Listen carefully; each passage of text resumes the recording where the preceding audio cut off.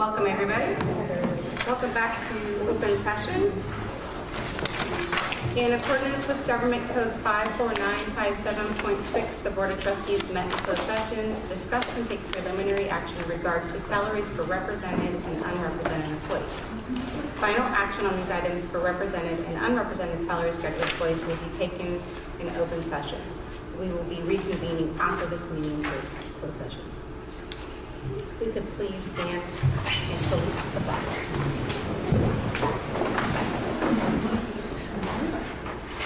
I pledge allegiance to the flag of the United States of America and to the republic for which it stands, one nation, under God, indivisible, with liberty and justice for all.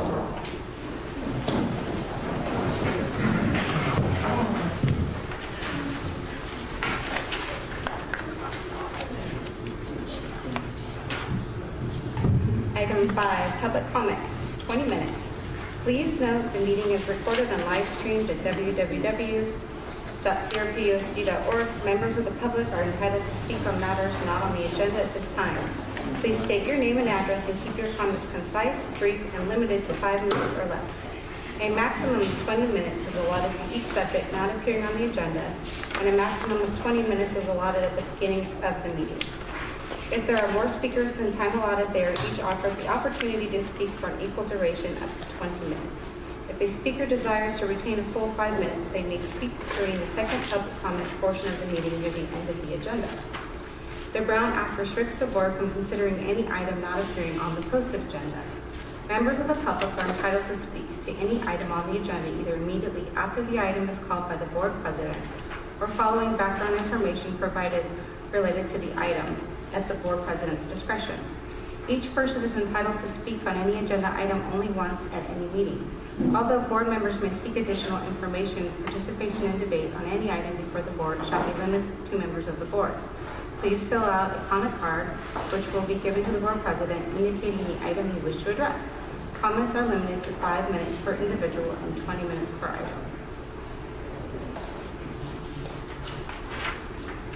Maha Gregory, please.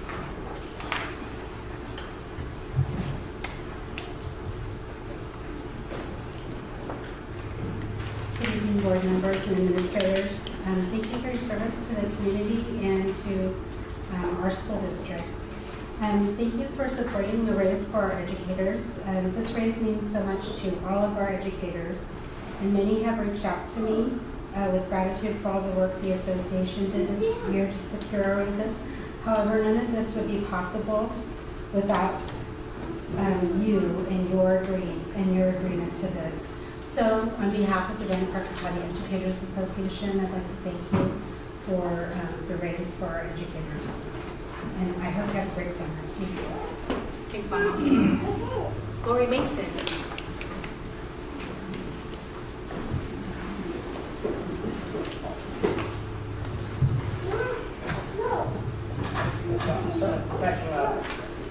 Last switch.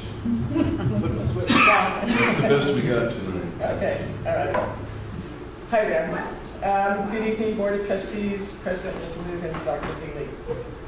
As I near the end of my tenure, I've given great thought about my time here at Kentucky Run Park. 15 years ago, last month, I was introduced to the Mountain Shadow staff for the first time in this very room. I felt as I had come home. The Cotty Runner Park Unified School District has been my home for 15 years, and I will take with me many memories, both glad and sad. When I first started in 99-2000, the budget outlook was not pretty then. The district started cutting administrative positions, trying to keep it as far away from the classroom as possible. Over the years, the cutting continued, leaving a small district administrative team and site principals taking on additional roles. Year after year, the board had to make hard decisions in order to be financially prudent. Programs cut, site office budgets reduced, teachers laid off, classified positions eliminated, schools closed. Teachers transferred and then cuts could no longer be kept away from the classrooms. It was a difficult time for all of us. We are in what I refer to as the death spiral. Cutting and cutting, families leaving. Yet amidst all of this, great teachers, support staff, classified staff, and administrators continue what we do best, and that's to reach and teach our students. Then 4 years ago, The Ed Summit team from the fall of 2011 put forth 2 goals. Dr. Haley and the board established a plan based on these goals, and those goals are improve academic achievement, increase student enrollment, while maintaining a fiscally responsible budget. I want to thank you all because during the past 4 years, your plan has been implemented, and as a result, we have Walk to Read, we have K-12 articulation and course planners, we have smaller primary class sizes, secondary after-school interventions, credit recovery, Flex Academy, professional development for teachers, improving district-wide technology infrastructure, purchasing library materials, and increased library staffing. For our enrollment, we've created educational pathways to provide parent-student choice. Families are returning to our district. I have more and more parents that have come this year returning to Cotty Leonard Park. Families are requesting to come here from other districts. I have also a lot of inter-district. And this is because the opening of University Elementary, year-round program, technology middle school, as well as the expansion of expeditionary learning. It hasn't been easy, but we're doing it. We have Rancho's Pathways, and we brought sports to Tech High School. You set forth your plan to meet these goals, and in doing so, you're creating a new district identity. Cotty Leonard Park is becoming known as a district that creates programs and open schools, attracts and retains teachers. And I need to speak of that. In the years that I've been here, for the first 11, I hated this time of year, spring, because I'd have to sit down with teachers and sit with them and say, sorry, you're not coming back. And these were teachers with 7, 8, 9 years of service to this district. One year I had a woman that was 9 months pregnant, and I had to tell her, oh, by the way, this is happening. It was hard. So not having to go through that, as site principals, we now are able to build effective teams. We have high-performing teams at our school because we've been able to keep our staff and to continue to improve. You made good on your promise of restoration, and this year you made good on your promise of a raise. Through community efforts, a parcel tax and bond measure were passed. A lot of people thought, oh, this would never happen, but it was done. All of this because our community saw that we were once again a district that was growing and moving forward. I do want to make something clear. I'm here on my own volition as a private citizen. However, After a couple more weeks. okay, so then, I'm still here. Contrary to a disparaging rumor that is being spread, district administrators are not the superintendent's minions, with no thought of our own. I find that rumor insulting and personally downright sexist because most of our administrators are very strong women. I find that rumor saying that, feeling that we are puppets. We are not. Those of you who know me and other district administrators know that we are passionate about our work and fight hard to provide the best learning environment for our students, families, and staff. We campaign hard for what we feel is right. We debate both sides of the issue. And no one said, if this rumor hasn't been to one of our ADCO meetings. So we also work hard to find common ground so that everyone wins. This is something those who spread rumors should learn. For the record, we are not puppets. Instead, we are a team. A team that supports working to create schools that are good for students. I am proud to be an administrator in Cotty Leonard Park. In closing, I want to say thank you for keeping your heads held high amidst all that's been thrown your way. It's important because you have kept your focus on what is truly what we need to be, is on our students, and on creating a district that people want to come to and stay. I'm here to tell you thank you for planning and moving our district forward. So now I will say farewell, even though I have a few more boxes packed. And then I'd say that it feels right to say my goodbye to Cotty Leonard Park in the very room that welcomed me. Thank you.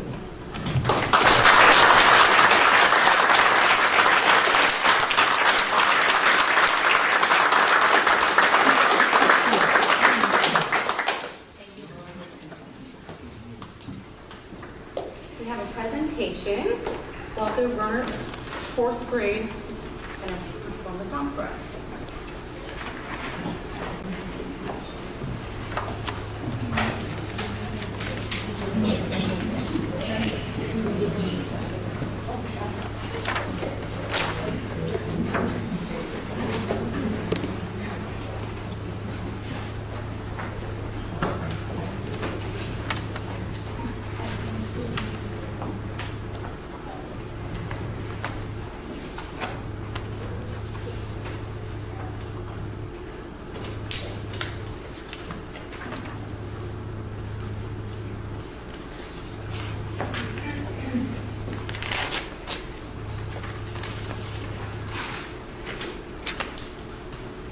Florida and December's first grade class from Waller Runner will now sing Don't Be Anything Less from the musical Snoopy.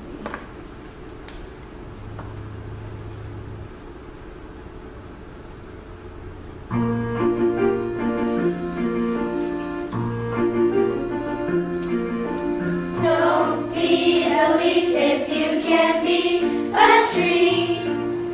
Don't be a raindrop if you can't be the sea.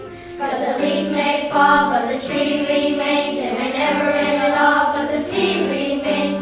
Better to be the tree and the sea. Sea, don't be the cloud if you can be the sky. Don't be the feather, be the bird and fly. 'Cause the sky rolls on, but the sky rolls on, and the bird gets to fly with the feather gone. Better to be the bird in the sky and the tree and the deep blue sea. Don't be anything less than everything you can be. Don't be the sail if you can be the boat. Don't be the lining if you can be the coat. 'Cause you lose a sail and the boat still floats, and a coat without a lining is still a coat. Better to be the coat and the boat. Quote, don't be the stick if you can be the drum.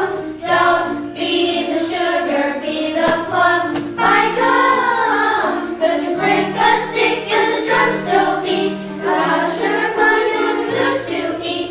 Better to be the plum and the drum and the coat and the boat and the bird and the sky and the tree and the deep blue sea.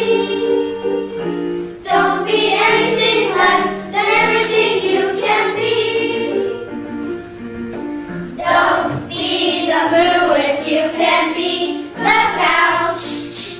Don't be the furrow if you can be the plow.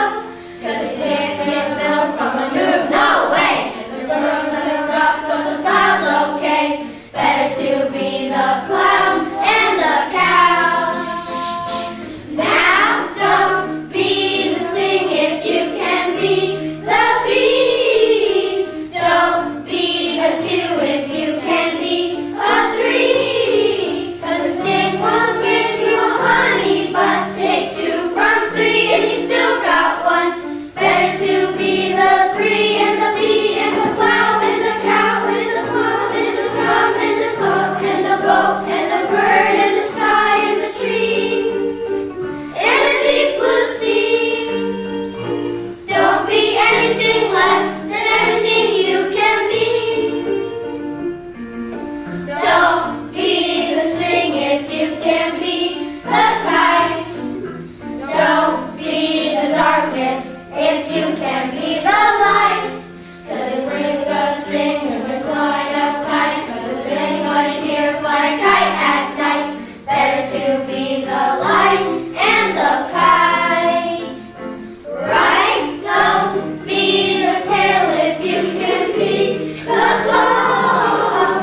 Don't be the bump if you can be the log. 'Cause the dog wears his tail but he can't wag feet, and the bump on a log isn't much to beat. Better to be the log and the dog and the light and the kite and the tree and the bee and the plow and the cow and the plum and the drum and the coat and the boat and the bird and the sky and the tree and the deep blue sea. Don't be anything less than everything you can be.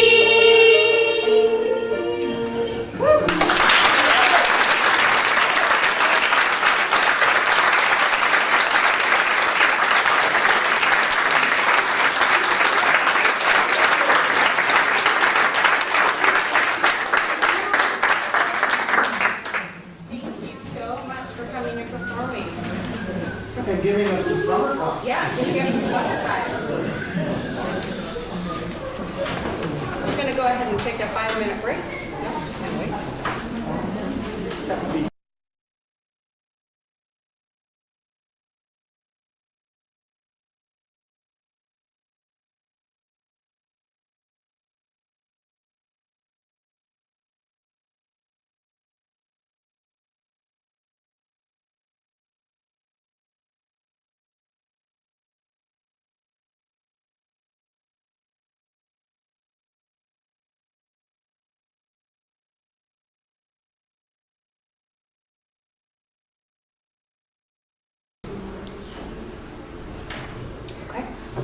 6B, introductions of our 2015-16 administrators. Yes, I guess I would preface it by thanking Dr. Mason for her remarks. Those were heartfelt, I think we could tell. And it's kind of interesting. I was looking down at 2015-16, and you're not on here. And, you've said it, I think, at our last board meeting, but you've given great years of service, and I'm sure you will find ways to keep yourself engaged and doing exciting things in the years ahead. But thank you very much. With that,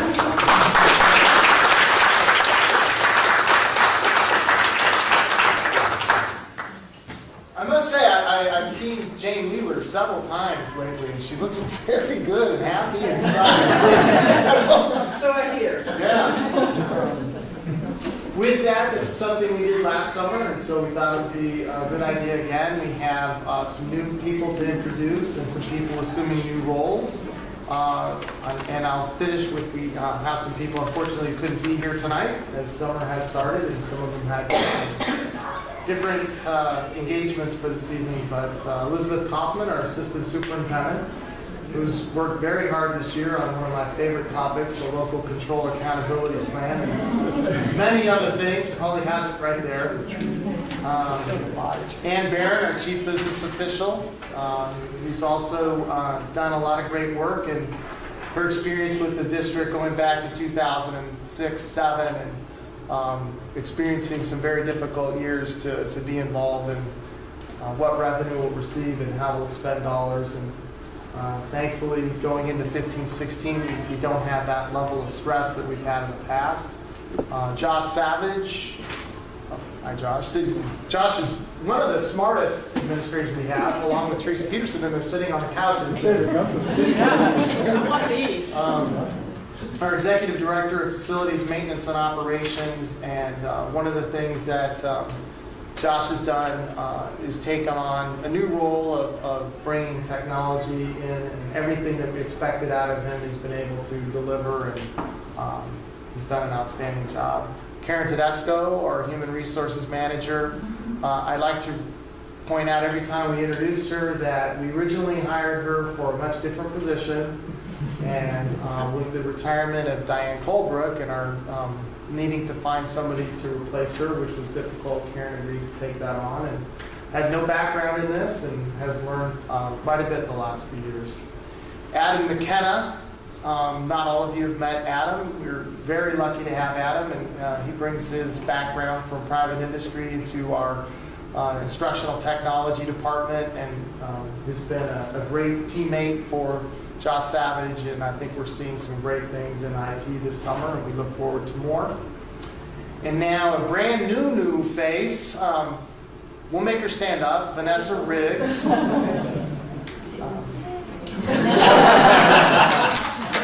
Her seat, please. Vanessa is going to be our special education director.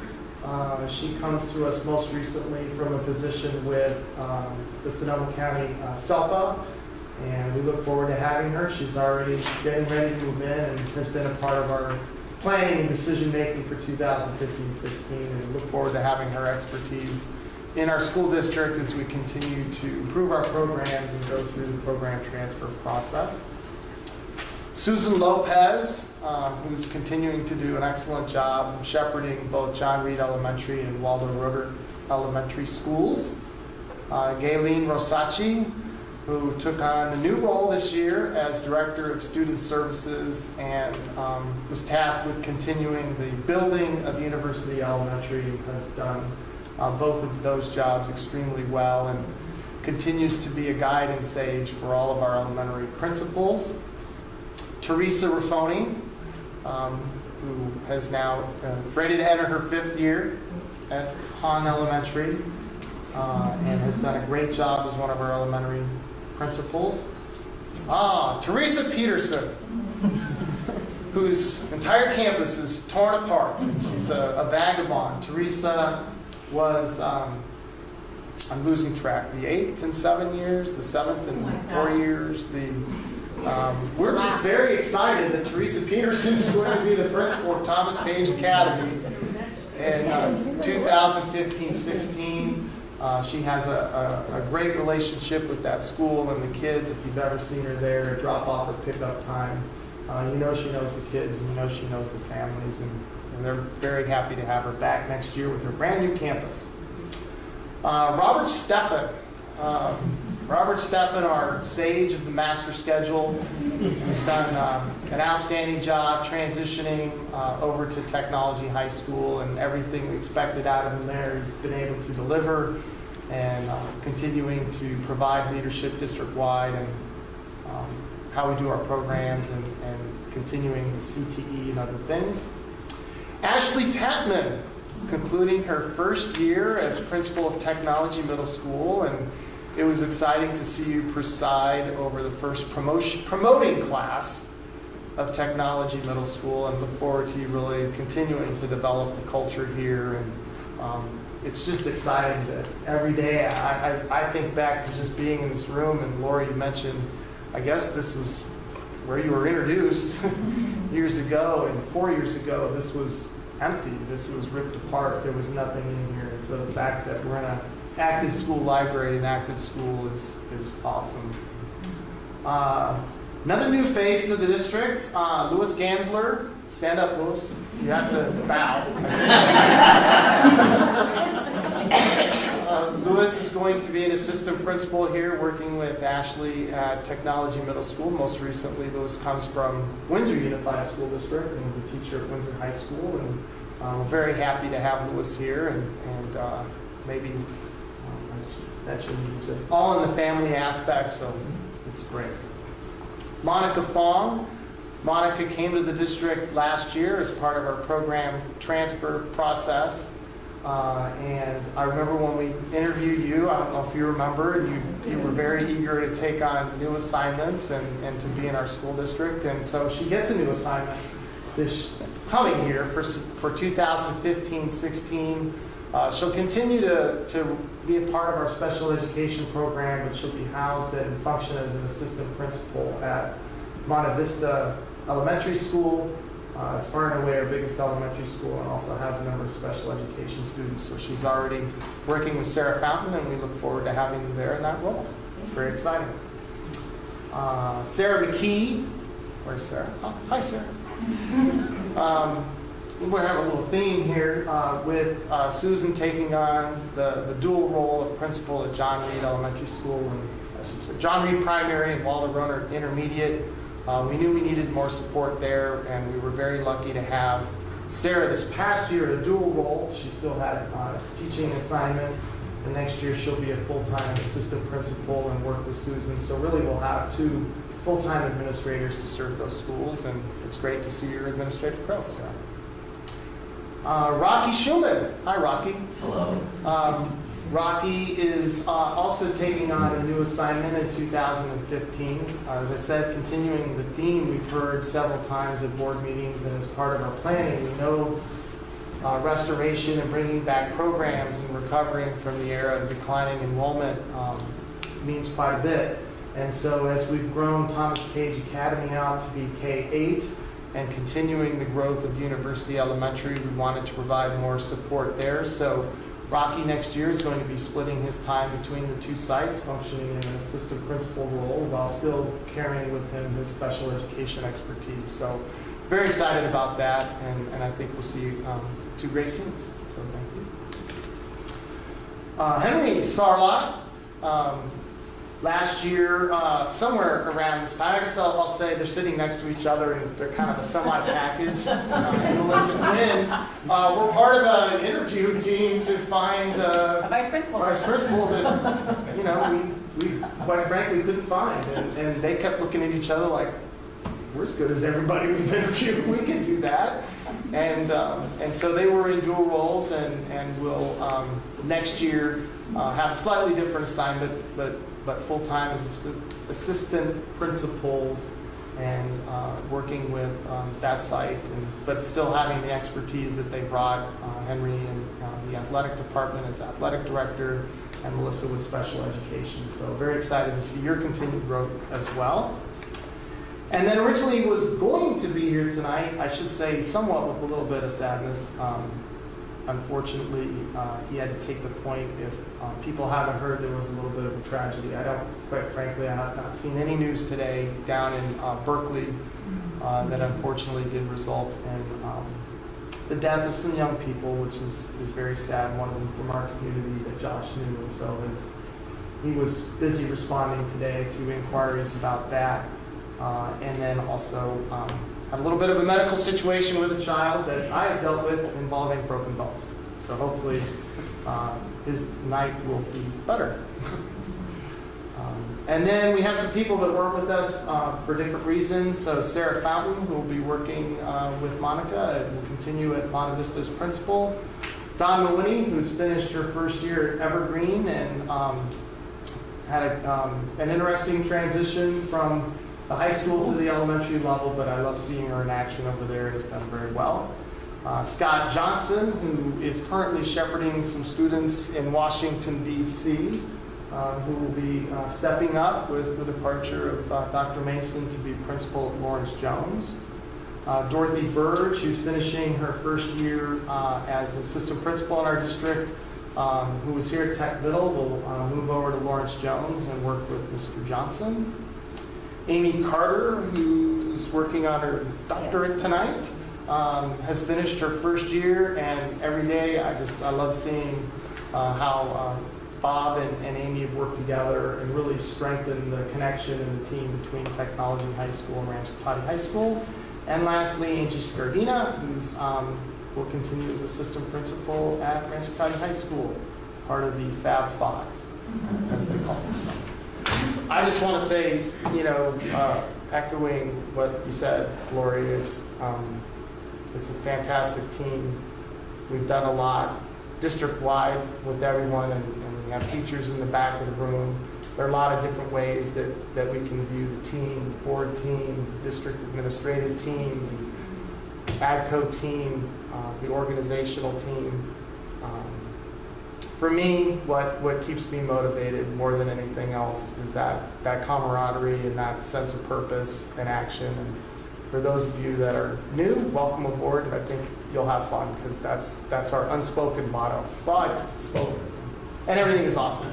On that note, are there any board comments? It's great. Welcome. We're looking forward to having a great year with you guys. Lots of exciting things are happening in our district, and we're glad to have you as part of our team. Thank you. Anyone else? Okay. We'll convene for a 5-minute break. That is your permission to go. You can stay if you want.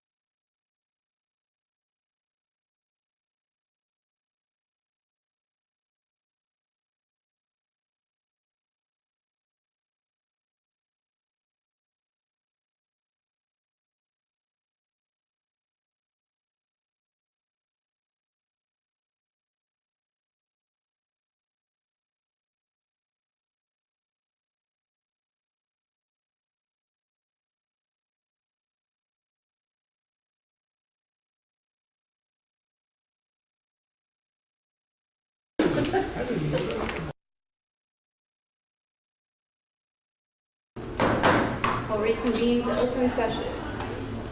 Communication. 7A, receiving official correspondence. We received a letter from Chapman and Associates LLP regarding our district audit for year ending June 30th, 2015. And we received a letter from West County Transportation. 7B, board member reports. What? Pass. Casey? I'll pass it. Okay.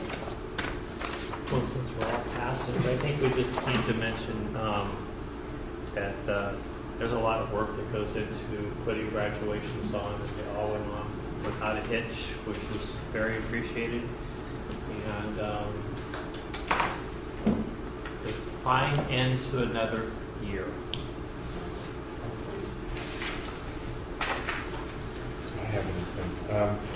I know everyone wants to try to watch the basketball game, so I had a 10-minute prepared speech, but I'm going to let it go. I'll pass too. Go to the 30th. 7A, chief business officials report.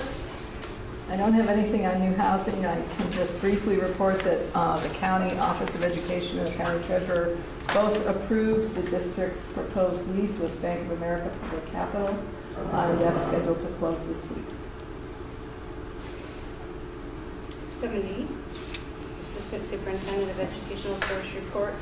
So just a quick update. As part of the LCAP work, we had a couple of middle school and high school focus groups, and the findings, I have if anyone wants to see them, but the biggest point that I think is most relevant to us is that both the two high school focus groups and the middle school unanimously reported that they felt safe on campus and that they're seeing positive improvements in their school climate over time. So I thought that was a relevant piece of information as we look at what we're providing for our students.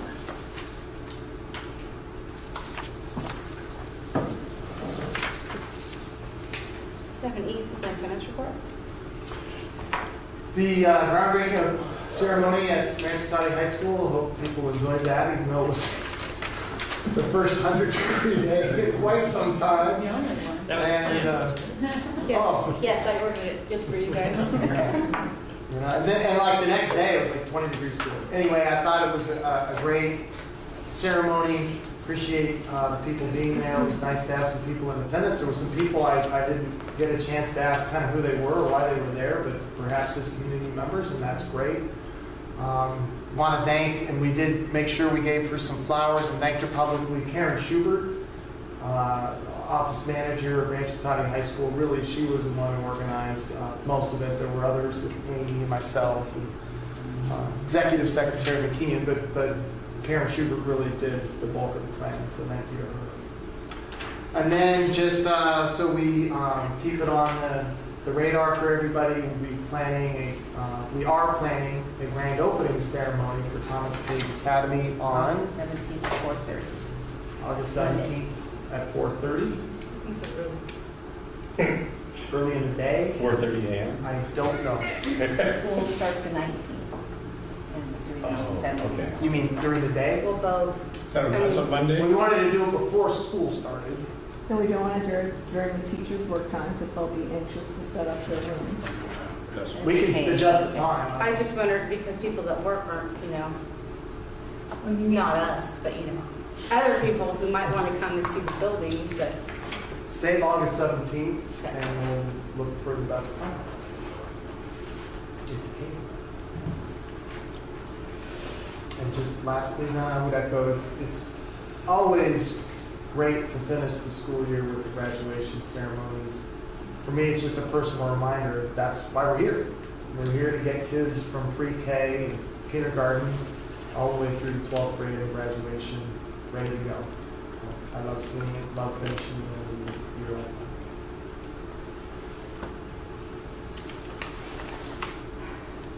that. Item 8, consent agenda. Can I get a motion to approve items A through P? I motion we approve items A through May I get a second? I'll second that. All those in favor? Aye. Any opposed? Motion carries. Item 9, educational services. For your edification, a bunch of new requirements that we need to follow to make sure that, well, we've always been doing our appropriate PE minutes. We have more ways of showing how well we do it. This will be falling on our Director of Student Services, Kaylee Versace, and the principals. I will report it annually in the office. We have to do this for the next 3 years as part of the summer. So in 3 years, can they sue us again if we don't do it? We'll be in contempt of court if we don't. I don't believe so. I believe Or this is it done? Court order. Race judicata over the knee? I believe find with everything something right, legal term is with prejudice, without, I'm not sure. So 3 years but we do it, and after that, we don't have to be so. There's already, and I don't know that it's final approval, but amendment to the ed code that would change this. Unfortunately, too late for the districts that got sued in round 1. There's actually 2 more rounds now. There's round 2 and round 3. It may save those districts some heartache, but the round 1 districts we were lucky to be a part of will have to do this for 3 years. Even with a change in ed code. As it goes to the judge, our reporting is to the Okay. judge. Thank you. Well, it's the ex post facto. There was some, remember when we negotiated the settlement in its final form, I would say beginning of November of 14, about that time frame, and it wasn't until April that was finally signed off on by the judge. There were multiple reasons during that period of time. Legal analysis was being done to see if the ed code was changed, how would that impact the current lawsuit. And then it took enough time with the judge that it was pushed to a point. You'll see, well, in different documents, there's a 60-day grace period. So the judge signed off in beginning of April, so that took it past the end of the school year. So then none of these reporting requirements would be triggered until we started the 15-16 year.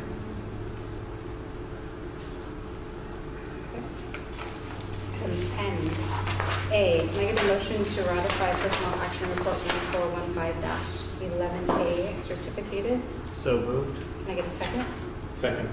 All those in favor? Aye. Any opposed? Motion carries. Can I get a motion to ratify personnel action report 1415-11B classified? So moved. Can I get a second? I'll second that. All those in favor? Aye. Any opposed? Motion carries. Item 11, business and operations services.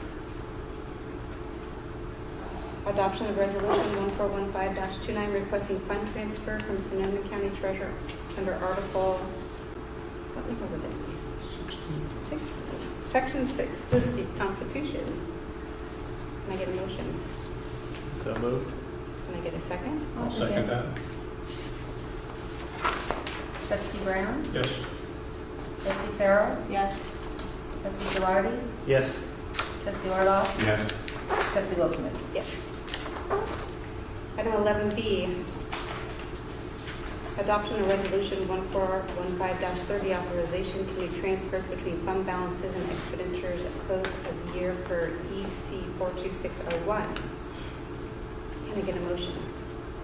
Move we adopt resolution 1415-30, authorization of transfers between fund balances and expenditures at close of year per EC 42601. Can I get a second? I'll second. Trustee Brown? Yes. Trustee Farrell? Yes. Trustee Gilardi? Yes. Trustee Orloff? Yes. Trustee Wilkman? Yes. Item 11C, public hearing in the matter of conveyance of easement of real property for utility distribution purposes to PG&E. Open it.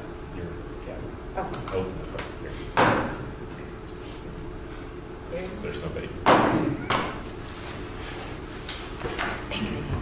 Item 11D, adoption of resolution. Can I get a motion to adopt resolution 1415-31 in the matter of conveyance of an easement of real property for utility distribution purposes to PG&E? So moved. Can I get a second?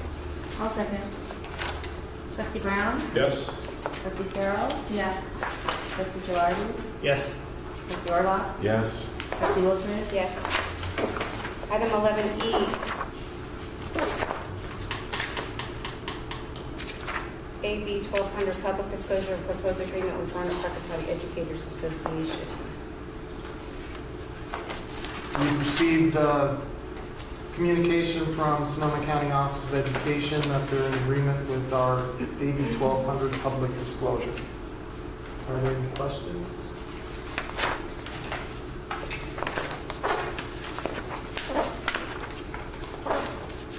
Item 12, board services.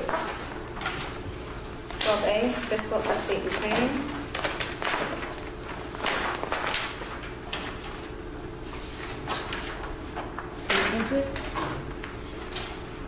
Well, can I go? No, you go. So the legislature is going to get their paycheck. They did in fact adopt a bill by yesterday, the statutory deadline. Now, as is the new normal, we're waiting for the trailer bills. We have heard that there will be perhaps some money set aside for some kind of teacher professional development. It could be significant. It could be several $100,000. That would probably just replace something we already have budgeted. Other than that, we'll be waiting for the details. There is one other item in there in the trailer bills, and as I understand it from my last conversation with our JPA director, Mike Ray, there is a fix in regards to the JPA funding, which I did not realize also impacted ROP JPAs. There are, in our county, so ROP stands for Regional Occupation Program, and that's been undergoing a transformation in this LCAP, LCFF world. Where we're at, the county has had the ROP programs. In other parts of the state, there have been district JPAs formed. And so this was going to impact them as well. So the fix, as I understand it, is not the one our JPA director was lobbying for. It's one where the district will receive the money and have to pass it through to the JPA. The way it's been set up in the past, our funding has gone directly from the state to the JPA. Well, it is still possible that will have cause some reduction in our funding, because when it's added to the LCFF revenue, it becomes part of your target and therefore subject to the gap. Separately, the bill is still out there to increase transportation funding over time to be 50% of what it really costs. So we'll see. What I'm hearing is none of that is going anywhere. We're in a Governor Brown trailer bill world, and that's what he wanted, and that's what it's going to be. That's what I understand. Budget planning for 2015-16. Is this where you need to do the reserve requirement during the public hearing? The public hearing. We are building our budget based upon being at or above the board policy of 4%. The statutory minimum would be 3%. There's a new reporting requirement that CBO Barron will mention that in the public hearing. And then we, per our discussions this spring, winter and spring with Sonoma County Office of Education, we are working on a budget stabilization reserve as well for costs that we might experience during the school year or revenue that might not materialize that's built into our budget assumptions. And I think it's fair to say that back when I first got to the district, there actually were reserves in the budget. I don't know that they were disclosed to the board, but there was typically a staffing reserve until the downturn came. And then it just wasn't possible to have that reserve anymore. But it is standard business practice, but I think the big difference now is that we shine a light on it, and that's probably good. And then as you see, or heard earlier, we did increase the administrative support for Thomas Page Academy and Monte Vista Elementary School. And we are working on an increased allocation formula for both site and even a, if not large, but small teacher supply allocation.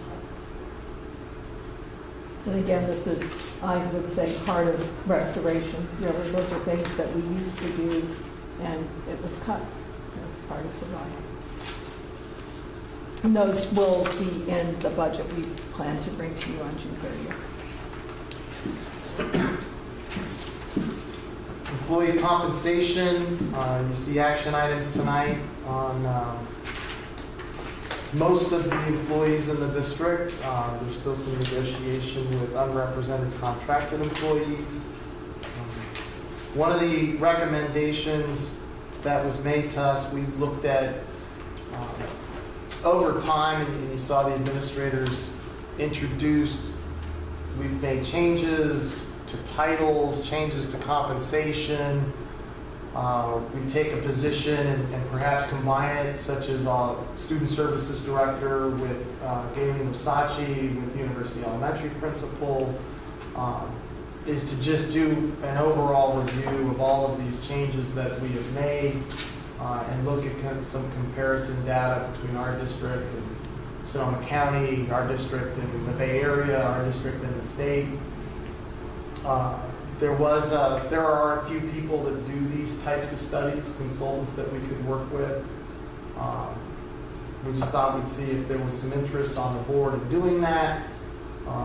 It's a little more difficult to make these kinds of comparisons than it is for instance, our Teachers Association. We're pretty comfortable gathering that own data ourselves.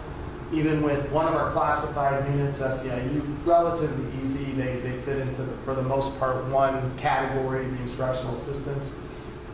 This is also something commonly done with, for us, which would be our CSEA unit, and I've done classified studies like this as well, because that sort of thing often happens as well in classified units. You have people with particular areas of expertise, and you get things out of balance. This is not anything we're asking you to take action on tonight to see if this is something of interest. A study like this, depending upon what we wanted to include, up to and including if we did it with the CSEA unit. Well, Nevada did their entire classified unit, and it was $20,000. So it involved really looking at the job descriptions and what people really do. One of the things that's happened in classified, particularly in the technology area, is the job descriptions we have are 20 years old. That's not what people do. So trying to figure out what is the person's job really, and what is market, what should we be paying to attract a qualified workforce, and then within that kind of salary schedule, it's like, well, how do you compare the different kinds of work? And over time, things tend to get unbalanced. So a consultant, I would assume, would interview each unrepresented employee to determine what their actual job description is. Yes. So they can then go about trying to put a salary range around that position. Yes, so it's both a questionnaire and interviews. And, I don't know, I think that, what I have heard, and maybe it's anecdotal, I don't know, but, and I think it probably goes along with, the applicants we've seen with our principal and AP positions, that perhaps there's some review that needs to be done there based upon the quality that we're getting in to apply for our job. So I would, I don't know what it's going to cost. I don't think we have to do a wholesale review of every position, but I think it'd be worthwhile to at least look at our professional positions. If we look at certificated and classified administrators and the confidential unit, since they're also not represented, there aren't very many, probably in the order of $10,000 to $12,000. So it's not a huge cost for the work, and it's something we might have trouble getting to ourselves time-wise. And it's nice to have a third party do it. We discussed it more affirmatively earlier. We would. I don't and there's even one concern that even doing this is just an idea. It's not an action item. We would do more research if it sounded like something you're interested in. Another concern I would have going into it, if I have to put a lot of time into it, I either just want to do it myself, or we have enough items on our plate already. If the consultant's going to say, well, it's going to be this much involvement of the CBO or this much involvement as you as superintendent, I can't allocate a whole lot more. So I I'd have just, to get some scope understanding from this consultant to begin with. I think it's important that we look at least the principal and AP positions. I think that's very important. I know that just upon my own review that many of the APs and principals are making the same or lower than our higher paid teachers, and I think that in that scenario, sometimes that inequity needs to be remedied, and and the only way to do it is determine, maybe through a consultant as to what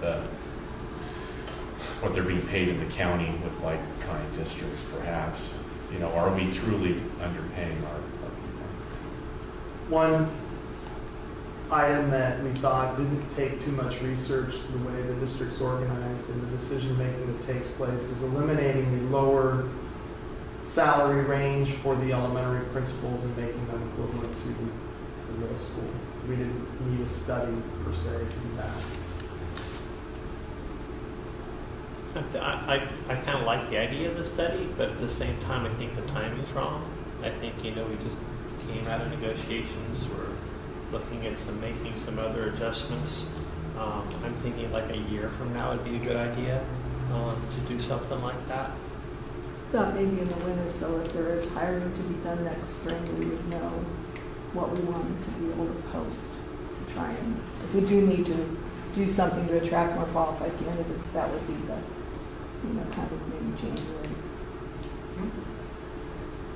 Yeah, I would agree with that. I mean, I think the study needs to be done. I think it needs to be done before the next hiring cycle. Okay. Thank you. That's helpful. Measure D, we have some updated information. So the Oversight Committee met last week. It was only last week. 1 week ago tonight. So we like to keep the board informed of what we're sharing with the committee. Of course, what we have here for 2014-15 is still an estimate. We have not seen June property taxes post yet, and we do usually get something. So that $10,000 is in italics on the spreadsheet just to denote that it is still an estimate. We are refining and closing in on what our real staff costs are for the year. Again, and we've added some columns that you have not previously seen. So the far right, we have the number of FTEs, that's the full-time equivalent positions, and the number of people holding those jobs. So primarily comes into play further down the page if you look at the library teachers, where it's the equivalent of 3.3 full-time positions, but there's 6 people doing the work, split among the sites. And similarly for the computer lab, there are more people than there are FTEs. Again, this was part of our desire to provide these services in a affordable, cost-effective way. These are all things that could have their FTEs increased if we were sure we could sustain that affordably. Certainly having the libraries open longer is popular everywhere. One of the, if you look at the additional library teacher staffing, maybe that's another note we can make on there, that these are certificated positions. They're not necessarily librarians. It's difficult to find somebody with a library credential in this day and age. We've actually considered reposting for that to see if we could find somebody with an actual library credential, and the consideration would be to house that person at Rancho Cotty High School, not eliminate the classified position that we have there, and then have that person take responsibility for the program as a whole district-wide. But they're just difficult to find. We posted for that before, and we were not able to find them. So. Have you posted it at the library? Have you posted it at the library? Well, actually, see, there are a lot of people that have masters in library science, but they don't have in California a credential. It's similar to what we run into sometimes with nurses. We can find somebody who's a registered nurse. You might want to check but they don't have a PPS credential. Right. You might want to check with Sonoma County Library, because that's all their friends. Barbara.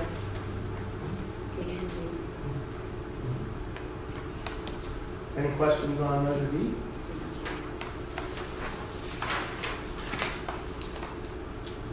Nothing updated on item No, 5? We'll bring something back probably in August. We're at the time of year where we're entering into our contract, so we'll add fiscal year 15, 16, and many of the funding sources are changing as we're beginning to have recovery, so I'm trying to figure out how to present that without making the spreadsheet so complicated that we can understand it.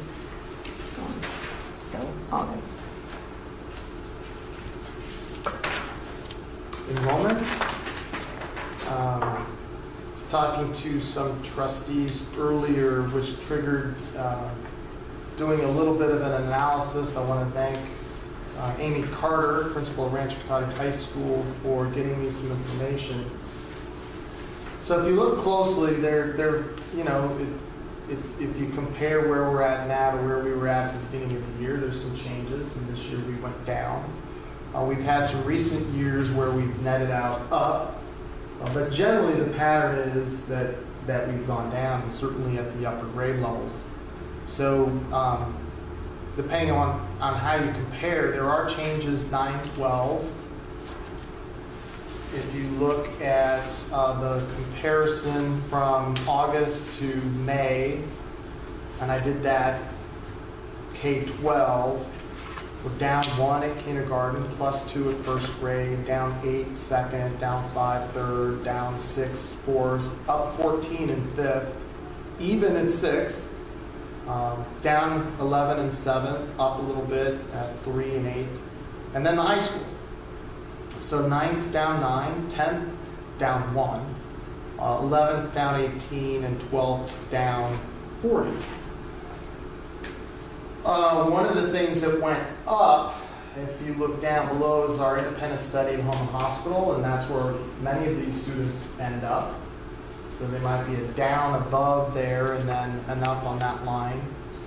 And then specifically at the high school, during 2014-15, they enrolled 200 new students. This is one of the things that I've mentioned before, and this is just a quick look at the high school, but the amount of transiency in any given year at some of our schools, you would be shocked at how much turnover there is, people coming and people going. So they also had 227 students disenroll for a variety of reasons. And then they did a quick analysis on some of the, actually I have a printout of every single student and every single name of the students that left. But for instance, 5 students ended up in juvenile hall. There were 3 expulsions. 43 just moved out of the county. 19 went to private schools. That was a number that surprised me and jumped out. 19 moved out of state. 61 went to some other Sonoma County school. 1 transferred to a GED program. There were 8 that just plain dropped out. 12 that stopped attending, and unknown what occurred. And in 2013-14, there were 47 dropouts for comparison. So that's a number that went down. And they credit it largely, in fact, getting some of them back, the RC Flex program has been very effective at getting these students to either stay or some of them to come back. 11 graduated early. So one of them I know really well, and she went out of her way to make sure that I knew that she graduated. She was a student at, originally at Rancho County High School, and then she was a student at Technology High School, and then she went to the RC Flex program and graduated early. So she shows as no longer enrolled, but for a successful reason. So there were 11 other students like that, and then 3 more that completed their GED, and so they left. Question. Yes. So RC Flex, I think, I've had discussions with Brian Abbott and some others, and we concentrated with the intent of credit recovery, but, at some point in time, there is, credit acceleration opportunities. Mm-hmm. How is that going to affect us? Because you're already seeing it, quite frankly. I mean, I think it's a great opportunity to, if you're a student that wants to accelerate their education and get, if you're going to take the gap year, what a great time to take it, graduating a year early and going into college when you should, and I suppose that's a possibility, So do we see that happening? Do we mark it? I mean, I know that Abbott wants to market Flex as a credit acceleration program as well as a recovery program, but where do we see that going? Because it would have a direct impact on our ADA. Our original target in getting this program started was students that were behind and at risk of not graduating. Right. And we've done well in that regard. Yeah. In discussions with Principal Carter, Assistant Principal Wilson, teachers in the program, we got an inquiry from a student who's not behind at all in a neighboring district that there's a strong connection to Rohnert Park and explained the program and really wanted to go in that program. And I said, okay, is it time we can have students who aren't behind, but offer that as just a different alternative as a way to get through high school? Now, how that'll impact us ADA and funding wise, I'm not sure. For instance, I'm thinking of and I'm looking at you now, the young lady that I know real well that finished early. How does that, do we get a full year credit? So It's there's a hit. on daytime, yeah. It's the number of days you But spend. as technology accelerates, I mean, the state is going to have to start to recognize that funding is going to have to, be different in situations such as that where kids have opportunities to accelerate out quickly instead of. I wonder if that's one of the factors in that the slight reduction in ADA, because we had a very Well, and it is part, so the state is sort of playing We're shooting ourselves around in the the foot by edges not of it. well, but they should kids Modified that, I don't want to hold unstudied kids back rules that are, and- Oh, I don't either. I mean, successful. my own kid wants to do it. Well, It's but the like- other thing is, right now, it's an additional cost because original credit is a different payment. We have to pay again. That's different than credit recovery. Right. So that has been, if we end up losing money on the deal and we have to pay for it, that's not a good idea. Right. So, but certainly the state is recognizing they have to do something. They're tinkering with the independent study rules, which would support more of a blended model. So I think that's something we could probably look at exploring The for thing is, if we 16, don't 17. offer a program like that, those kids will They'll probably go leave somewhere. anyway Right. to a program like that. Well, and that's So- really what the Academy of Arts and Sciences Charter is doing. And somehow, with very little fanfare, they've grown to be the same size as Frito or bigger. So, Well, I know there somebody clearly in is that demand. program who's graduating a semester early. Yep. Left Rancho after 9th grade, went into that program, will graduate this fall. So, I mean, it's happening whether we want it to or not. I think we just, if we don't offer it, somebody else is going to. I mean, think about it. RC Flex is going to be replicated. I mean, yeah, we're pioneers, but now that we're successful at credit recovery in this manner, someone is going to replicate it. And it's really, I mean, university education is moving in this direction. Yeah. Certainly. So. Online. Yeah, which is better, being in a lecture hall of 800 kids or taking a Well, class online? the problem is it's with the online college education is being offered, assuming it's with the typically the accredited colleges, not the for-profit institutions that are going down the tubes, tanking and going out of business like Healed and whatnot. And Right. but we have to be careful with that too. So. Flex was originally built on, the model that we copied is one that kids do for accelerated credit, Yeah. not for credit recovery. So Yeah. it was So easy to. if our funding from the state continues to be positive, it's something that, because that's really was it. It's like, well, we don't really have enough to do that too. Yeah. But that should be changing. And if we could work some concurrent enrollment or 3-1, program back, we might be able to knock it down. Well, I mean, it's happening, and it has wide range effects, which I assume that you're talking about at the state level, the CSBA, because it's got to be a CTA type of thing too. I mean, because quite frankly, it's a reduction in classroom teachers, when you start doing it from that perspective.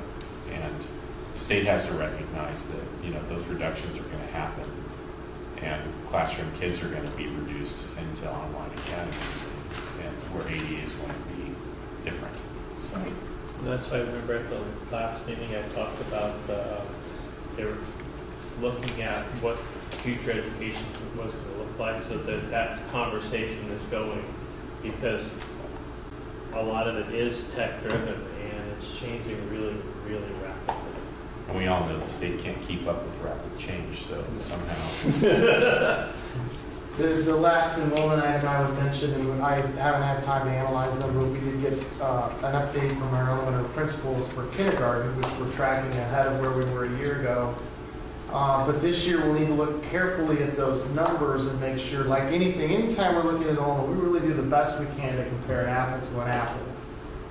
And it's not always easy with students dual enrolled at Tech High and Rancho, or they go into special ed and they go into a special day class or home and hospital or MPS. So next year, another challenge is going to be, this will be the first real large group of TK students who would be doing the second year of kindergarten. So if we were in the past model, these would look like first graders. Right. But now they're going to look like kindergartners again. So it's going to inflate the number of kindergartners we have. So we'll want to be able to pull them out to compare a kindergarten cohort to a kindergarten cohort that's more accurate. The overall health trend of the school district, a very critical data point to look at is the number of kindergartners you're bringing in versus the number of seniors you're exiting. And so our trend there has been positive, but next year will look a little bit higher than it should. We already get credit for the pre-K that aren't here, that are here now. It's really a semantic change, because these are all students that, they're not new students going to kindergarten. They're students in that phase in of November, October, and September birthdays who now can do a second year of kindergarten. Yeah, but it's a number that's here now. Mm-hmm. And it'll be a number so it'll be less in first grade. Correct. And more in kindergarten. Correct. So you got to kind of look at all. That's what I'm three. saying. We want to make sure we're comparing accurately. If you just look at kindergarten and go, next year's kindergarten class in August, wow, it's much bigger. Yeah, it's much bigger, except probably 20 or 30 of those are TK kids. Right. So when we do our cohort projection, we're not assuming that all of this year's Ks become first graders, because that's not going to happen like it used to. Are we having them sign an agreement when they come into TK that they will be there for 2 years?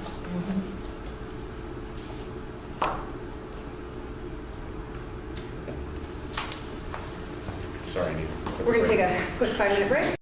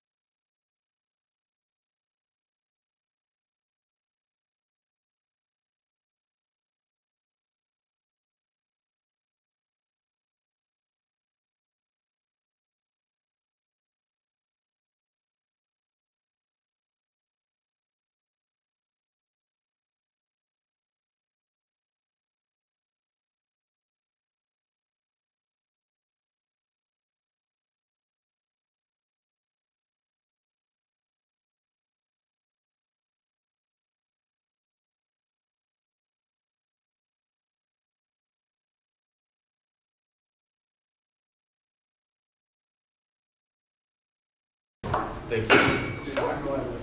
Item 12B. First. Oh, wait, I'm sorry.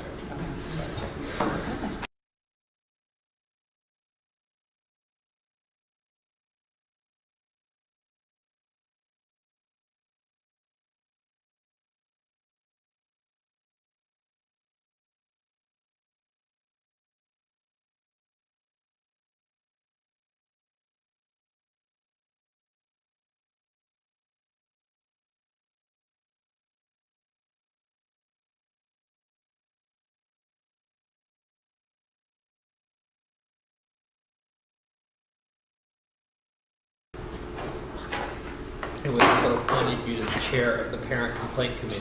Yes. That's right. You're driving the bus to Giants game. There goes some more cheers out there. I know. Oh, yeah, one more. Passing out, we sent a reminder letter to Credo Charter High School regarding the lease for Richard Crane.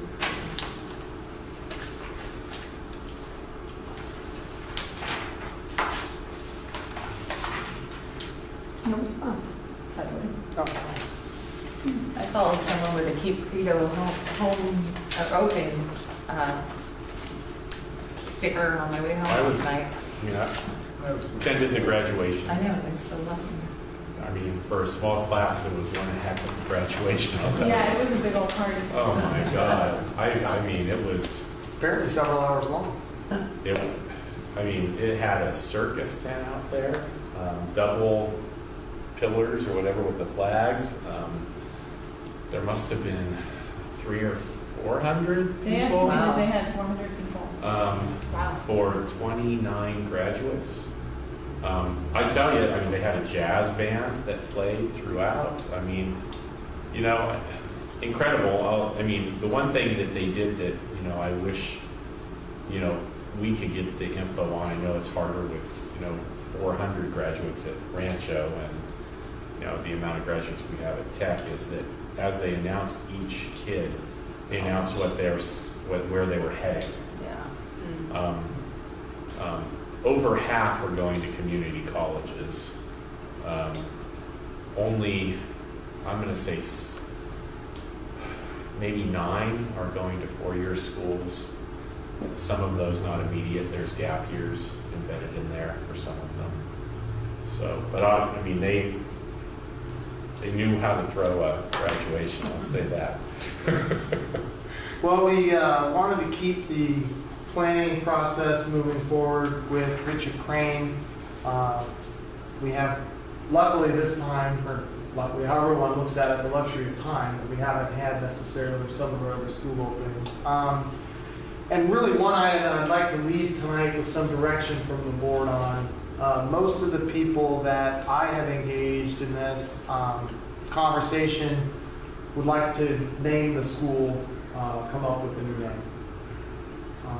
I've met with teachers, I've met with a pretty good chunk of the parent community, and then just engaged in conversations with others. So if we're going to pursue, if that's something the board wants, a different name, I'd like to do it sooner rather than later, so we're not referring to it by the old name, that we're not referring to it as the year-round school to be named later, that if we're going to rename it, let's get it done. Let's have a process and make a motion and get it done. Well, I kind of don't like that idea. The Crane family was an important part of the history of our park in this area, and just like the renaming of the other side of the road going over to the casino, you start to wash away your past, and I don't think, I've always loved history and do a lot of genealogy work, and it just, I don't like seeing that happen. I'm neutral. just my 2 cents. Whatever the direction the board wants to go. Who are you talking to in regard to renaming? Just parents that are... People involved. Yeah, I guess, when we kind of talk about inside the bubble, teachers. I'm not opposed to having a community outreach with some people, community-based small group. I don't, once it gets too big, it gets too unwieldy, just to validate whether it should be renamed or not. I have no problem renaming it if that's the community desire. Is there any signage left there or all this? None. It would cost us money to name it so Richard not Crane. I am neutral as well, but as a parent of students who will go there, I'd like to be able to call it something other than the Credo Campus or Richard Crane or Be Around School. Or when the discussions, when parents are approaching me on campus, I'd like to have a name to tell them. We're going to this school, not. At this, do you have like a vision or a scope as to what you're looking at, like, Thomas Page Academy? Well, that was like with Balder Road Intermediate, John B. Primary, those were subtle changes. They didn't change the actual name. When we opened this school, or reopened it, depending upon how one looks at it, a lot of people approached me very strongly, believed that we needed to rename it, that we shouldn't reopen it as Mountain Shadows. That was my original thinking. And for different reasons, and perhaps some of them related to the fact of renaming of Creekside, Lawrence Jones. I don't recall the different reasons that people had. Some of it just generating excitement, something new. The University Elementary mainly was because of the partnership, and to emphasize the partnership with Sonoma State University, but kept Lafayette in the name, although most people at this point just refer to it as University Elementary. When we renamed Larry Jones from Creekside, that was a request that came from Lori Mason and the parents. They were coming from this campus. They wanted some new identity, not to be just part of that other school type of thing. So we tried to accommodate that, but at the same time, in doing so, people still were upset with that. I think we got bashed for that. So this is a little different situation. People are situation. going to be predisposed to be upset anyway. I don't know how upset people will be either way on this one. Right. I don't think they'll be upset at all. I think you can name it almost whatever you want, and then people will be happy that there's a new school opening for year-round. I think that's the key. Crane has there's still the Crane Melon Shack over there, and it still has an identity here in Norton Park. It sits in the C-section. More another than like, name. the Richard Crane Art Academy. If you put like a focus onto that site and blended the name, I think that would be acceptable. Let's have a recommendation to move on. I think we need to rename it. Hopefully by the time the school year starts, so that we can get the new students going to year round ready to say I'm going to be going there, and it's not there. I guess am I hearing you like a new name? Or No, I don't care. Not a new name, or a new name, but just like here we retain, this is Mountain Shadows Educational Center. If you're not going to stay with just Richard Crane Elementary, if you're going to morph it like you did this side, or changing of Thomas Page, that would be okay, but I would be against dropping the name Richard Crane altogether. I'm fine with Richard Crane. It doesn't matter to me. I don't think. The school closed 14 years ago now. Almost. Yeah, there's a lot of people that. Although I did have one parent come up to me and said it's going to be really cool that my kid's going to go to the elementary school that I went to. So there might be some that buy into the Richard Crane. I don't think anyone's going to be opposed to the name. It is part of the history. So mostly what I'm hearing is nobody passionately saying we name it, so I think we just stick with Richard Crane. Yes, we named it Crook and Kite. Those are the streets. That's They changed their name to C. Hey, that is not, we can change. The next item, at some point, we will be requesting from the state a CDS code, County District School Code. That's really the formal process that starts to identify it as a separate school, even while it's co-located at Evergreen. That's a very common part of the process. Modernization planning, we haven't put a lot of time into this yet. As we get into the next school year, we'll do some more inspections. Probably what we'll look at, several things that are going to be important there. What's the timing of developer fees? Really, this is the kind of project that should be paid for from our capital facilities funds, not our bond fund. Even if our bond fund loans the dollars to get them back from the developer fees, that's what they're for. Another consideration is going to be with the modifications that have been made. I mean, the cosmetic stuff, we can decide how much paint, carpet, but some of the changes like the windows, we'll have to decide how to handle that. Our lease does say that it has to be returned to us in the condition that it was given.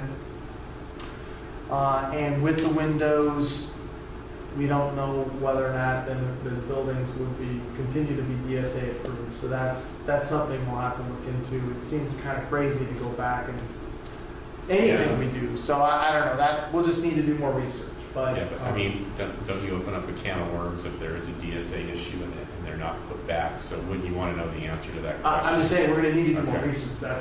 Yes, agreed. And we have our DSA architect specialist that has worked with us. You've seen different contracts, we've approved different things to get a lot of building projects that were never closed out. So that's probably a starting point to just ask Mr. Summers. So. And then the opening date, and this is a little bit of a contentious issue. One of the main topic of conversation I had with the teachers had to do with, the timing of the opening. Most understood the need. In fact, I'd say all understood the need. It will have an impact on the culture of Evergreen Elementary. There's no question about it. I'm very thankful for Galen Versace stepping up to the plate years ago and really getting it organized, and the teachers that agreed to be in it. And so you have a situation where that this district hasn't experienced in quite some time, where you split apart a staff. We've done it in the past. I think Trustee Wilchenmoon, from a different perspective, went through the process. So it's not unknown to the school district, and this is a common process. That's how I went to every school in the district. More common than what we've done at University Elementary, where we really cleaned this methodology off, and so decided to just start small and at a grade level at a time. So you grow a school and then split it in half, and it's going to negatively impact the school culture, and we have to accept that and work with the teachers on that. So there's pros and cons to, we try to, there's a possibility we could work out some agreement. I can't imagine it, but, where we could try to make this opening in the summer of 2015. Summer of 2016. Yeah! I think I accidentally said that once before and started a rumor. Summer of 2016, I don't see that as very probable. It would require working I just don't, that's not possible. So then we're looking at, and the planning has been a fall of 2016 opening, where the students would start, the year-round students, at the campus of Evergreen, and then when they went off track and came back on track, they would be at Richard Crane Elementary. That would probably give us enough time. I mean, there's still planning that would have to be done to come in and do any modernization work, any cleanup work, whatever we decided the scope would be for that campus, and get it open and get it ready. The advantages of that, there's a certain amount of excitement and anticipation that can take place, and visitations and different things. It's actually pretty common to do it that way. There's some that are concerned that it would have a negative impact on the year. Some of the teachers have wondered about, actually how much time they would have to set up a classroom. Our thinking is that we would have the school, ready to go, essentially, new materials, new furniture, new desks, modernized as, learning from what we've done at other campuses, but there will be an impact. Another advantage would be if we're looking at the timing of the new homes in the university area, it's still possible what we've heard from the developer that they intend to have model homes open and ready for sale by the end of 2015. What we've heard from the city and we have a meeting coming up with the city this week, next week, Monday. More likely early 2016. Regardless, people are going to start moving in, and we're going to have the potential of new students in that, maybe even the end of 15-16 school year, certainly going into 16-17. We have to be able to put them somewhere. So if we wait till the following summer of 17, I don't want to be the superintendent saying to the board, I have nowhere to put 100 kids. So we have, so on the one hand, there's concern in Evergreen about doing it. Could you come tell us that? I'd love to hear that. I don't want that. Yeah, that would be, again, it's a good problem to have. We want to plan ahead and have, we don't know, we may not need a whole lot of space in 16, 17, but we might need space for 50, 75, 100, and that's not easy to do. Even if it's a small amount, we're bringing in another classroom to Pond, and we're sitting here concerned we might need one more. And so that takes some planning. Even to put a portable on a campus, there's some period. I don't think so. Get out there with your hammer, Josh. Again, it's a good problem to have. Absolutely. But I think that. So those are the decisions to be made. Yeah, my own opinion is that you hate to see a fall start would be nice, because otherwise you're looking at an empty campus for a year, and I don't know that that's a good thing either, to have a campus sitting empty for a year. Things, no one's there all the time. Things start to go into disrepair. Unfortunately, you don't always see the graffiti on the back wall. So my preference, notwithstanding, the excitement that would happen with a fall start, would be I don't think I would want a campus sitting open for a year with no students. I think it needs to open at some point in 16. I do too. I just think it leaves the year-round families in limbo for too long. You're going to have this new school eventually, because, there's the school spirit that goes along with it, and it's, well, why am I going to buy an Evergreen shirt when my kid's going to be at Richard Gray next year? So there's that whole element of it. Well, we got to start making Richard Crane shirts immediately, don't we? That's part of what you do. My kids already, kids are already going to identify with, well, I'm going to this school next year, and so the longer you put it off, the harder it is for kids. I think parents. No, it's not the kids, it's the parents. The parents. The kids are fine. Kids always adjust.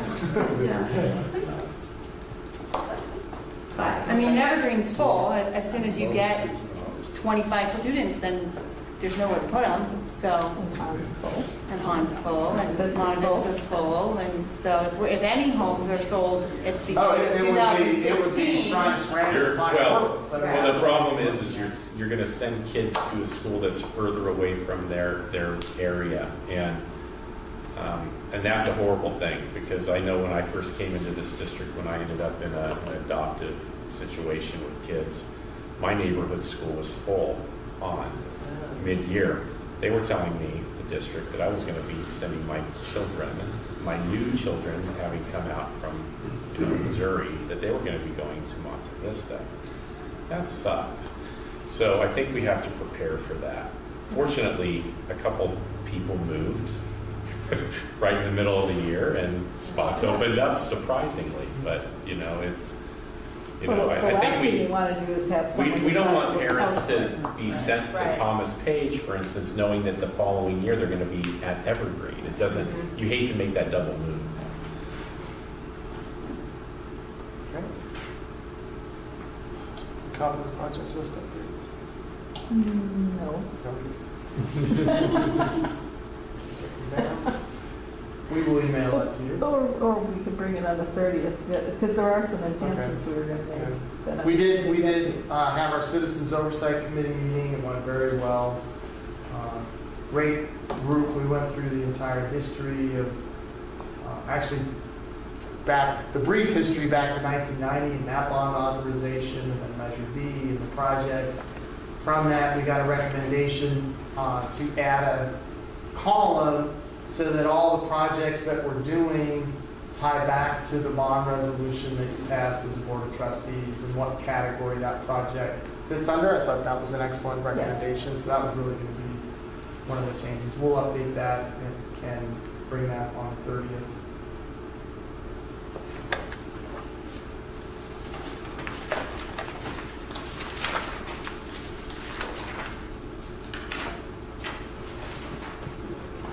Item 12C. Well, we had hoped to have everything finalized by tonight. We've been meeting feverishly with Rate Contracting Inc. up to including today. We won't have all the final GMPs for you tonight. So going by each category, so the revised scope and guaranteed maximum price for Thomas Page Academy, the main, and you can come up to the, well, you can just sit right there. Any questions for Mr. Savage? He'll be right there. If you need him at the podium, let me know, Mr. Jones. The main change there is the issue with the shade structures. And all of those documents with the shade structures have already gone to the Division of State Architect. We've got information back from the Division of State Architect. We do not intend to do that work right now, but we also don't intend to pull that work out of what we've presented to the Division of State Architects. It would overcomplicate the process. So now what we're looking at is still in all likelihood, if the state requires us to do what we don't want to do, not do that part of the project, if we can get the state to agree to a reasonable solution that wouldn't negatively impact the overall budget, then we would move forward. But at a later date, we'll have to time that at some point in the future. Another possibility is in the process, we've investigated a much less costly approach to shade and shelter protection at Evergreen Elementary and seeing if we can replicate that at Thomas Page. So that's what's driving me to update Thomas Page Academy. Anything else with Thomas Page? Just some of the other areas that we think we'll be able to save money in, but don't necessarily necessitate a contract change. Yeah, no, that's the extent of it. Once they approve something, is there a timeline as to how long you have to build something? Or if they approve the modified shade structure and say we don't actually do it for a year or two down the road, is that okay? Yeah, as long as the codes don't change. I mean, Yeah, if it were a year or two, perhaps not. If we're talking about a 6-month delay or a 1-year delay, no. Something reasonable. But yeah, I just wondering if you go through the process and it's like, okay, well, we're going to have to push this down the road a little bit. We have to go through that process a whole second time again when we actually go around doing it. But the structures we're looking at are pre-checked for PC, so DSA, they're already DSA approved. So It's how they're cited, Yeah. the base work. correct. So right now, I want to get additional soil samples because that's what triggered all this. Is the soil reports are saying that we have to go 17 feet down to footings. And that's based on soil reports we got from north and south buildings. So I want to get more reports to see if maybe we can get that cost down. Yeah. For a shade structure. Is it not a doughy? I'm sorry? You don't Is it want not to a take doughy off? soil? It is a doughy. Is it? In the north and south. Stratas at different levels. Yeah, so I think it warrants us doing a little extra work and doing some soil samples closer to where we're going to see if we can. We got to be prepared for those hurricanes. And in the switch to the product that we are using as Evergreen wouldn't necessitate that level of footings if we were able to replicate it. Item number 2, the revised scope and guarantee maximum price at Rancho Cotati High School. The main change there is taking out, as was indicated, all of the landscaping, hardscaping work from basically the front of the classroom forward. For those of you for the groundbreaking, or if you've been by really this makes sense. That entire area of the campus right now is torn up. We wouldn't want to do the work there anyway. So we need to figure out how to back those dollars out of the current project and look at when we would come back and do those. And then there were still some areas where we had allowances that we want to pin down and get that price agreed to. Any other changes there? That's the main change. And then with the rest of the campuses, we do now have, that's an area that we're actually pretty close to all the information that we need. So that would be the playgrounds district-wide. We now have the number to add in for the Evergreen Kinder Zone. We added to the scope out here the district's request, since we're doing all the work in the K-Wing, to paint the exterior of the K-Wing. It wasn't a large addition with the amount of painting we're doing this summer anyway. And the idea there being we're setting up this new kindergarten. Sixth graders are very similar to kindergarten. We're setting up this new area, and again, let's really generate some excitement. We'll have these basically brand new rooms on the inside. Let's get them painted and looking good on the outside as well. That's one where we should have no trouble getting final documents on. Right. In fact, that's the one area we'll probably be close. So we will have all of this. None of this changes the legal contract that you have already approved. It's really just narrowing down the scope and the GMP price. We're setting up a final meeting, hopefully very soon, with the right contract. Hopefully tomorrow. Any questions on any of that?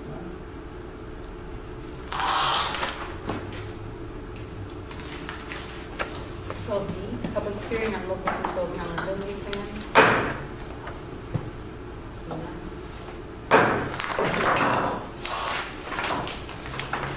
12B, public hearing on 2015-16 proposed budget. Well, unfortunately. You got to hit the out first. Now there is information we have to share. Yes, it's now required that. You said you were only going to hand it out. Right, so this is the reserve information we're required to provide as part of the public hearing. At this point, the change to the food service budget that we discussed will impact these numbers. So what's here is 3 pages. First page is what we consider the general fund, including Fund 17. The second page is all the other funds, but I did omit Fund 13, the cafeteria fund, because it's really not expected to have ending fund balance. So I will add it and add a statement to that effect for June 30th.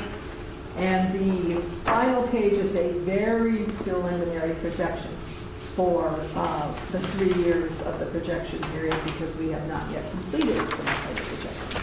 So we'll be seeing this item in June 30th again. But we have accomplished our disclosure, so the county office will be able to approve our budget.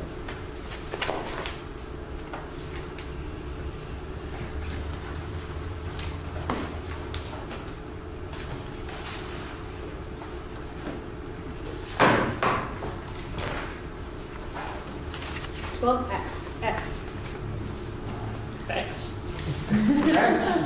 If we get to 12X, that'll be a long night. F is the critical letter in this item.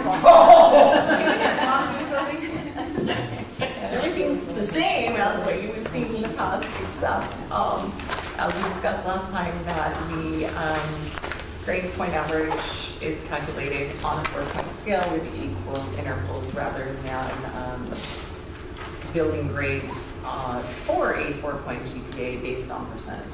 So we're still in the process of working on what that looks like in terms of the new grade books, but we are on track. And I would just like to thank Dr. Kaufman for engaging on what has really been almost a year-long process. And I've at times seen her in a room surrounded with like up to 70 teachers. Most recently, just a few days ago, in the context of our implementing our new student information system. And I was sent several emails thanking her, not just for issuing edicts, but for getting down and, as some of them put it, down in the trenches with them, and really working through all of these. And I think this has been a remarkable effort. It's taken a long time, and I think we're going to see the fruits of it with our students next year. I happened to come by when they were working as well, and they just had wonderful things to say about Elizabeth and how much they love working with her. They're a great group. It We should. had a great, I mean, we had all week long last week, we had course planners here, K-12, language arts and math, and then they decided voluntarily they wanted to revise the report cards. So they started redoing the report cards on Thursday and Friday. So yeah, I mean, it was a great week. They're a great group.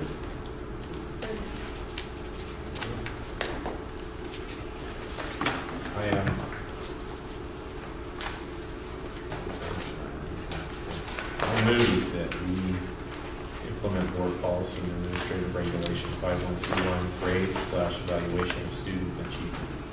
I'll second. All in favor? Aye. Any opposed? None, motion carries. 12G. Can I get a motion to ratify agreement with Roanoke Park Cotati Education Association dated May 22nd, 2015? So moved. I'll second.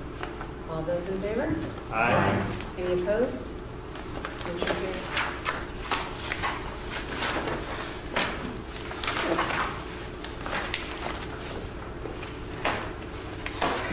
Item 12H.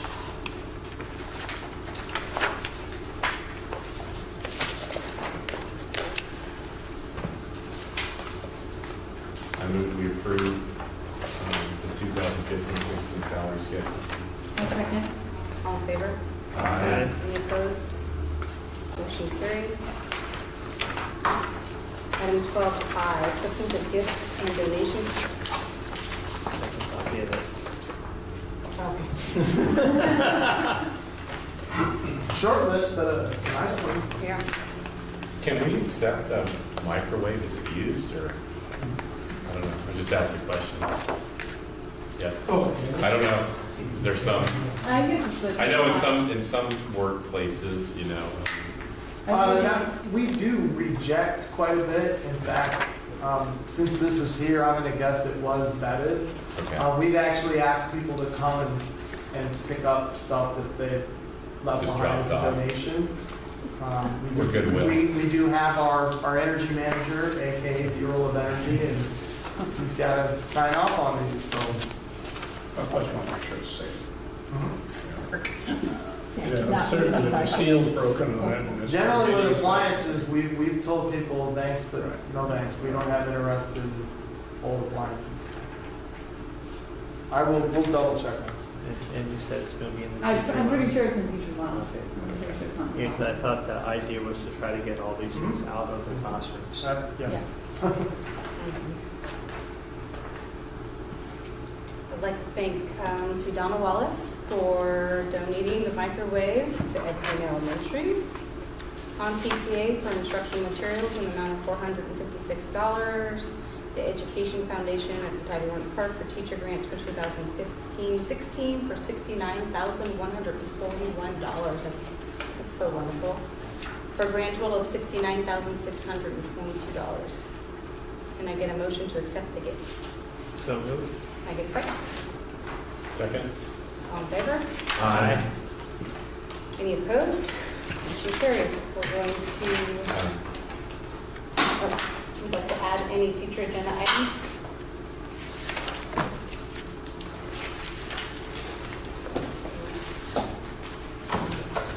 We're going to do the closed session. The no, okay, so we're going to reconvene to closed session.